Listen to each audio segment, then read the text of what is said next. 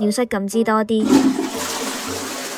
唉，尿失禁問題困擾咗我好耐，又怕尷尬講唔出口，唔知揾邊個傾好，但唔講個問題都唔會自動解決噶嘛。其實好多人都有尿失禁嘅煩惱，只係大家冇講出口，唔使怕尷尬噶。不如我哋一齊了解下可以點樣改善啦。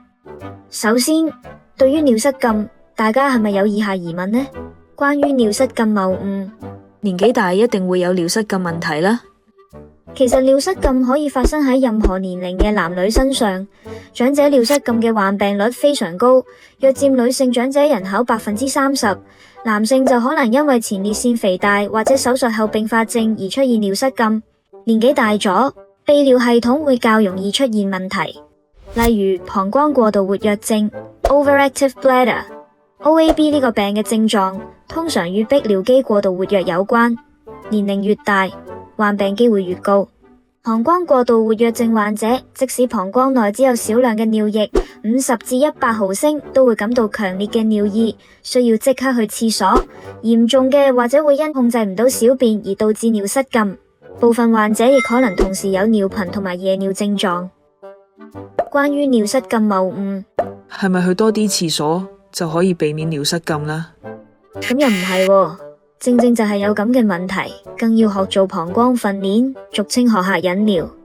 喺正常狀態下，當膀胱內嘅尿液達到200毫升嘅時候，我哋就會開始感覺到尿意，但唔使即刻去廁所㗎，因為越頻密去廁所，只會加速膀胱嘅敏感度，尿頻情況反而會越嚟越嚴重。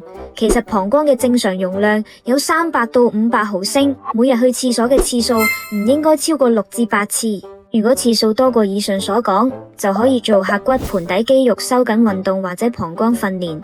當尿急嘅時候，唔好立即去廁所，試下放鬆身體，靜止活動，保持正常呼吸，即刻快速收縮肛門或者陰道口嘅肌肉，好似忍住大便或者放屁感覺，盡量維持收縮1到5秒，然後放鬆1到5秒，重複做5至10次，或者直至尿意消失為止。